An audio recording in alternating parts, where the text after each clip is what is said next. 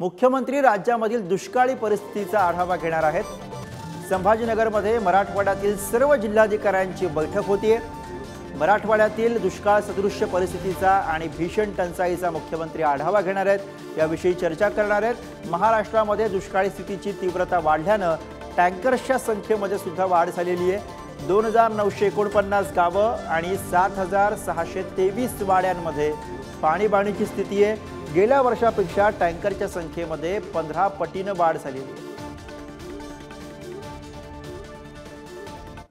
4000च्या आसपास टँकर या ठिकाणी सुरू आहेत, ज्याच्यामध्ये 7000 वाड्या वस्त्यांना आपण या ठिकाणी पाणी देतोय आणि जनतेने काटकसरीने पाणी वापरणं हा त्याच्यामधला सगळ्यात मोठा पर्याय आहे। जिथं पाणी नाही तिथलं जर दुर्भिक्ष पाहिलं तर ज्याच्याकडे पाणी आहे त्यांनी पाणी जर काटकसरीने वापरलं तर आपल्याकडेही टंचाई येणार नाही, याची काळजी सगळ्यांनी घेतली पाहिजे। आपण या ठिकाणी टँकरद्वारे लोकांना पाणी देण्याचा प्रयत्न करतोय, पण भयावह परिस्थिती आहे। मराठवाड्यामध्ये खास भयान परिस्थिती असल्यामुळे आज मुख्यमंत्र्यांबरोबर या ठिकाणी 3 वाजता संभाजीनगरमध्ये छत्रपती संभाजीनगरमध्ये या ठिकाणी विभागाची बैठक होते आणि त्याच्यामध्ये पाणी टंचाईवर या ठिकाणी चर्चा होणार आहे। तर याच विषयी अधिक बोलण्यासाठी संभाजीनगरहून आपले प्रतिनिधी सचिन जिरे सध्या आपल्या सोबत आहेत। सचिन, मुख्यमंत्री आज या सगळ्याचा आढावा घेणार आहेत, त्या संदर्भातली बैठक होतीये, त्याविषयी आपण बोलूयातच। पण सगळ्यात आधी जेव्हा मागचे काही दिवस आपण सामान्य लोकांमध्ये जातोय तेव्हा नेमकी काय परिस्थिती दिसते, काय चित्र दिसतंय, काय नेमक्या लोकांच्या वेदना आहेत त्या आपण आपल्या प्रेक्षकांना सांगूयात।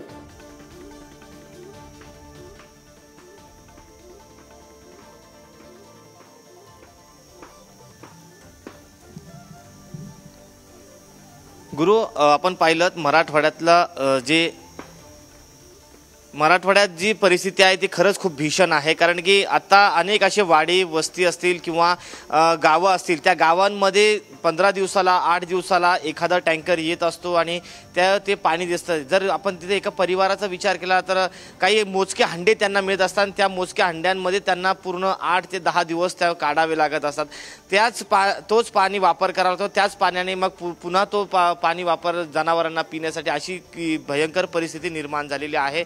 मराठवाड्यातले जे लघु प्रकल्प होते ते देखील आता कोरडे पडण्याच्या मार्गावर आहे। तर मराठवाड्यातला जो प्रमुख धरण आहे जायकवाडी, त्यामध्ये मोजकं 6% पाणी शिल्लक आहे। अनेक वाड्या वस्तीवरती तर अशी परिस्थिती आहे की ती इतर गावांमध्ये स्थलांतरित होण्याची वेळ आता नागरिकांना आलेली आहे। कारण की पाण्याचा कुठलाही सोर्स त्या ठिकाणी राहिलेला नाहीये। ज्या लघु आणि मध्यम प्रकल्पावरती ही गावे जगत आहे, वाडे वस्ती जगत आहेत, ते प्रकल्प कोरडे पडल्याने पाणी कुठून आणावं हा सर्वात मोठा प्रश्न आहे। तर दुसरीकडे चाऱ्याचा प्रश्न जनावरांचा आहे। जनावरांचा जी उन्हाळ्यामध्ये जी पेरणी केली जाते उन्हाळी चाऱ्यासाठी, मात्र यावेळेस पाणी नसल्यामुळे ती पेरणी झालेली नाही, त्यामुळे चाऱ्याचा प्रश्न एकीकडे गंभीर बनत चालला आहे। त्यामुळे जनावरांना देखील जगवणं मुश्किल झालेलं आहे। तर दुसरीकडे शेतकऱ्यांची जी फळबागा आहे त्या फळबागांमध्ये देखील आता त्या फळबागांना जगवण्यासाठी धडपड शेतकऱ्यांची सुरू आहे। कारण की गेली 5-6 वर्षे ही फळबागा मोठी करण्यामध्ये जगवण्यामध्ये शेतकऱ्यांचा वेळ गेलेला आहे। त्यामुळे आता कुठेतरी त्यांना फळधारणा होत असतानाच अशा पद्धतीचा दुष्काळ पुन्हा मराठवाड्यात आलेला आहे। त्यामुळे आता भयंकर परिस्थिती मराठवाड्यात आहे। गल्लोगल्लीने टँकर फिरताना आपल्याला पाहायला मिळत आहे। तर छत्रपती संभाजीनगर सारखं एक मोठं शहर आहे जो स्मार्ट सिटीचे स्वप्न पाहत आहेत, या शहरात देखील 8 ते 10 दिवसाला एक वेळ पाणी येतं अशी परिस्थिती आहे। त्यामुळे मराठवाड्यातल्या प्रत्येक जिल्ह्यांमध्ये सध्या भीषण परिस्थिती निर्माण झालेली आहे आणि याच परिस्थितीत तोडगा काढणं गरजेचं झालेलं आहे। कारण की जर आपण पाहिलं तर आता पाणी ही मराठवाड्यात प्रामुख्याने जाणवताना आपल्याला दिसत आहे। गुरु, बरोबर, त्यामुळे दुष्काळाच्या छायेत जगणाऱ्या मराठवाड्यामध्ये सध्या काय स्थिती याचा अंदाज आपल्याला सचिन यांनी जे सांगितलं त्यातनं आला असेल। धन्यवाद या सगळ्या सविस्तर माहितीसाठी। आणि आता आपण थेट जाणार आहोत ते उत्तर महाराष्ट्रामध्ये नाशिकमध्ये किरण टाजळे आपले प्रतिनिधी सोबत आहेत। किरण, मराठवाड्यामध्ये काय स्थिती आपण सगळ्यांनी ऐकली, उत्तर महाराष्ट्रामध्ये सध्या काय दिसतंय, जेव्हा आपण लोकांमध्ये जातोय तेव्हा काय त्यांची परिस्थिती दिसतीये, काय नेमकं चित्र आहे सध्या उत्तर महाराष्ट्रामध्ये एकूणच? गुरुप्रसाद, नाशिक जिल्ह्यातील इगतपुरी आणि या संपूर्ण परिसरामध्ये जर बघितलं तर धरणांचा जिल्हा म्हणून नाशिकची ओळख आहे आणि यामध्ये छोटे मोठे जवळपास 24 धरणं आहेत आणि या धरणातील 5% 5 धरणं जी अशी आहेत त्यामध्ये 0 इतका पाणीसाठा आहे।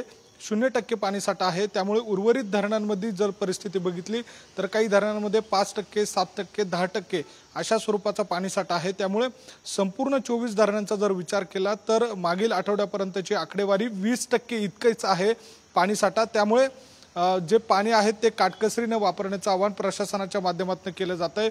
अघोषित अशा स्वरूपाची पाणीबाणी देखील नाशिक शहरामध्ये बघायला मिळते। ज्या गंगापूर धरणावर नाशिक शहराचा पाणीपुरवठा अवलंबून आहे त्या धरणाच्या पाणी पातळीत देखील कमालीची घट होते। उष्णता मोठ्या प्रमाणात आहे, पाण्याची जी पातळी आहे ती यामध्ये मोठ्या प्रमाणात कमी होते। त्यामुळे नागरिकांनी पाणी जपून वापरावं अशा स्वरूपाचं आवाहन केलं जात आहे। टँकरची जर परिस्थिती बघितली तर 750च्या दरम्यानच्या फेऱ्या या नाशिक जिल्ह्यामध्ये बघायला मिळत आहे। इतर जिल्ह्यांचा जर विचार केला तर नंदुरबार जिल्ह्यामध्ये देखील पाण्याचं मोठ्या प्रमाणात दुर्भिक्ष बघायला मिळतंय। टँकरद्वारे अनेक गावांना, वाड्यांना, पाड्यांना पाणी पुरवठा केला जातोय। धुळ्यातही अगदी तशीच परिस्थिती आहे। जळगाव असेल किंवा शिर्डी, नगर या भागांमध्ये देखील मोठ्या प्रमाणात पाण्याचा जे संकट आहे ते निर्माण झालेलं आहे।